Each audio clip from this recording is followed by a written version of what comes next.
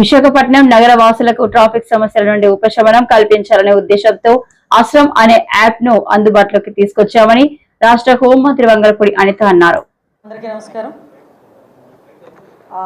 ఈరోజు విశాఖపట్నం లాంటి సిటీకి ఎందుకు విశాఖపట్నం లాంటి సిటీ అంటానంటే ఇది చాలా సుందరమైన నగరం, ఎస్పెషల్లీ ఎక్కువ మంది టూరిస్టులు వచ్చే ప్రాంతం. అట్ ద సేమ్ టైం ఎక్కువ మంది మన పొలిటికల్ లీడర్స్ కానీ అఫీషియల్స్ కానీ ఎక్కువ మంది విజిట్ చేసే ప్లేస్.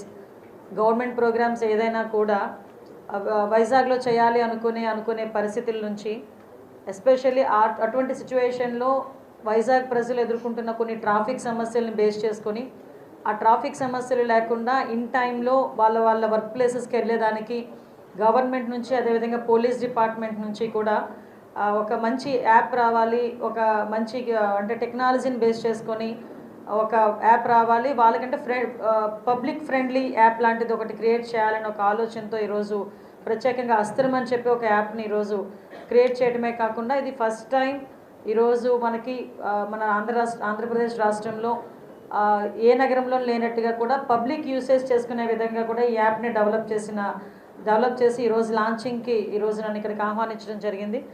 దీనికి నన్ను ఆహ్వానించిన మా సిపి గారు బాగ్చి గారికి ప్రత్యేకంగా నేను ధన్యవాదాలు, నమస్కారాలు తెలియజేసుకుంటున్నా. అదేవిధంగా ఈ కార్యక్రమానికి అజిత DCP 1, అదేవిధంగా మేరీ ప్రశాంతి DCP 2, అదేవిధంగా కృష్ణకాంత్ పటేల్ DCP అడ్మిన్, అదేవిధంగా ప్రవీణ్ ట్రాఫిక్ విశాఖపట్నం, అదేవిధంగా శ్రీనివాసరావు గారు, తిరుమలరావు గారికి అందరికీ కూడా మన యాప్ డెవలప్ చేసిన శ్రీనివాసరావు గారికి, తిరుమలరావు గారికి అందరికీ కూడా నేను పేరున ధన్యవాదాలు తెలియజేసుకుంటున్నాను. ఎందుకంటే నేను విశాఖపట్నం వాసిగా, విశాఖపట్నం ట్రాఫిక్ కష్టాలు బాగా తెలిసిన వ్యక్తిగా ఈ యాప్ వచ్చిన వెంటనే ముందు ఫస్ట్ నేను హ్యాపీ ఫీల్ అయింది నేనే. ఎందుకంటే ఇదే అస్త్రం యాప్ని ఇంతకుముందు మనం పోలీస్ డిపార్ట్మెంట్ వాళ్ళు విజయవాడలో మన సిపి రాజశేఖర్ బాబు గారు దీన్ని అడాప్ట్ చేసుకున్నారు. నేను ఆ రోజు అది కూడా మనం ఎప్పుడు యూటిలైజ్ చేసామంటే మనకి దుర్గాష్టమి నవరాత్రులు భాగంగా ఆ రోజు అదే టైంకి అస్త్రాన్ని ప్రత్యేకంగా ఆ రోజు లాంచ్ చేయడమే కాదు సక్సెస్ఫుల్గా ఆ రోజు దాన్ని కూడా నడిపించడం జరిగింది. ఆ రోజు నేను చూశాను అస్త్రం అని. ఆ రోజు నేను మన సిపి గారికి కూడా మాట్లాడాం, సార్ ఒకసారి ట్రాఫిక్ సంబంధించి ఒకసారి కనుక్కోండి అంటే ఇట్స్ ఎ వెరీ అంటే ఒక మంచి ఏరియా, దాన్ని ఏమంటారంటే మంచి వాతావరణంలో. ఇప్పుడు వాళ్ళకి మేము చెప్పింది మేమెందుకు చూడాలి అన్నది కాకుండా ఒక కాంపిటేటివ్ వాతావరణంతో పాటు ఒక మంచి వాతావరణంలో ఎస్ మేడం నేను కూడా కనుక్కుంటానండి అని దానికి మించి ఈరోజు అస్త్రాన్ని ఇంకొంచెం ఇన్నోవేటివ్గా బయటకు తీసుకొచ్చి పబ్లిక్కి కూడా యూజ్ చేసుకునే విధంగా ఈరోజు ఈ అస్త్రాన్ని తీసుకురావడం అనేది నిజంగా చాలా మనం అందరం కూడా హ్యాపీ ఫీల్ అవ్వాల్సిన విషయం.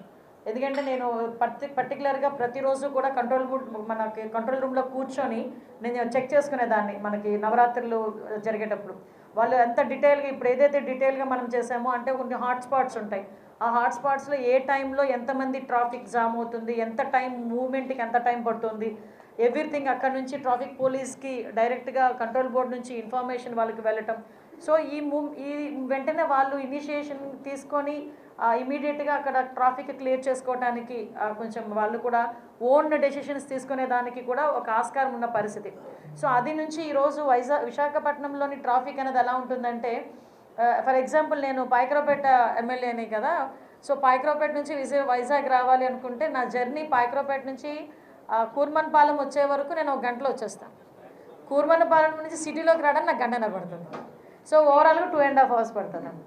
సో ఇది బేసికల్గా నేనే కాదండి, ఇప్పుడు మీరు నాకు ట్రాఫిక్ క్లియరెన్స్ ఇచ్చినా లేకపోతే సిగ్నల్ ఫ్రీ ఇచ్చినా కూడా జనరల్గా ఆ పరిస్థితి అయితే ఉంటూనే ఉంటుంది.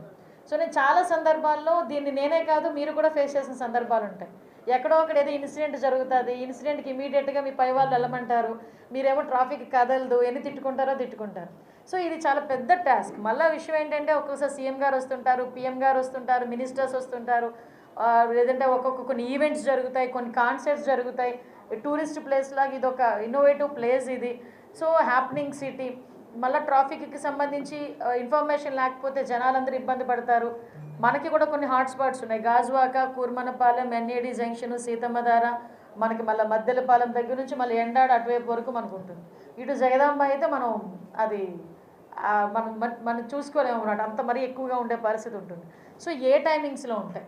మేము కూడా జనరల్ సైకాలజీ ప్రకారం మన పబ్లిక్ కూడా ఎలా ఆలోచిస్తారంటే మార్నింగ్ 7 o'clock అయితే 5:30 6 o'clock స్టార్ట్ అయిపోవాలి, లేకపోతే 9 తర్వాత స్టార్ట్ అవ్వాలి. దేనికి అన్న జనాలు కూడా ఆలోచించేది ఏంటంటే అదే టైంలో ఈ ఫ్యాక్టరీస్కి వెళ్ళే వాళ్ళ బస్సెస్, స్కూల్ బస్సెస్, సో ఇవన్నీ కూడా ఈరోజు ఇంటిగ్రేట్ చేస్తున్నాం.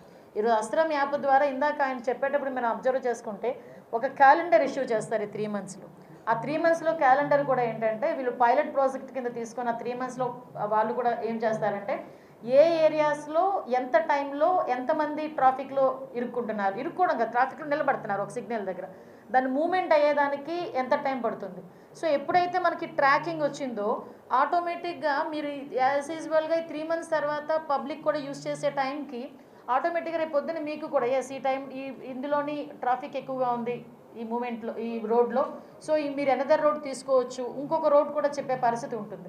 అంటే ఇది కంప్లీట్గా ప్రజలకి ఉపయోగపడేటట్టుగా పీపుల్ ఫ్రెండ్లీ యాప్ అన్నది ఇది అస్త్రం అన్నది ట్రాఫిక్ సంబంధించిన యాప్. దీంట్లోని కూడా ఇందాకే మనం చెప్పినట్టు నాకు కూడా కొన్ని డౌట్లు వస్తే మీ ఎదురుగానే నేను కూడా నివృత్తి చేసుకున్నా. ఎందుకంటే ఎక్కడైనా ఏదైనా యాక్సిడెంట్ జరిగిద్ది, లేకపోతే మళ్ళీ మనం అంబులెన్స్కో 112కో మీరు ఫోన్ చేసి అక్కడ నుంచి వచ్చే బదులు ఈ యాప్లో జస్ట్ ఫోటో తీసి వాళ్ళకి పంపిస్తే వాళ్ళ లొకేషన్తో పాటు ఇమీడియట్గా ఒక వితిన్ సెకండ్స్ వాళ్ళ దగ్గరికి రీచ్ అయితే వాళ్ళ తాలూకా అంబులెన్స్కి కానీ లేకపోతే డిపార్ట్మెంట్కి కానీ ఇన్ఫర్మేషన్ వస్తే ఆ టైం తక్కువ చేయాలి. ఈరోజైనా మనకి ఏదైనా యాక్సిడెంట్ జరిగిన తర్వాత ఒక ఏదో అంటారు కదా, ఒక ప్రైమ్ టైం ఉంటుంది, బేసిక్ టైం ఉంటుంది. ఆ టైంలో కనుక మనం రెస్పాండ్ అయితే నిజంగా బతికించుకోవచ్చు. అది ఎప్పుడైతే పోలీస్ అప్రోచింగ్ అన్నది లేకపోతే అంబులెన్స్ అప్రోచింగ్ అనేది టైం తక్కువగా ఉండే పరిస్థితి వస్తే డెఫినెట్గా కూడా ఎవరైతే యాక్సిడెంట్ గురయ్యారో వాళ్ళని కూడా మనం కాపాడుకోవచ్చు. ఇందులో ఇంకొకటి కూడా ఏంటంటే నేను ఇందాకే చూశాను, ఎక్కడైనా ట్రాఫిక్ వైలేషన్ జరిగినా కూడా ఆటోమేటిక్గా వాళ్ళకి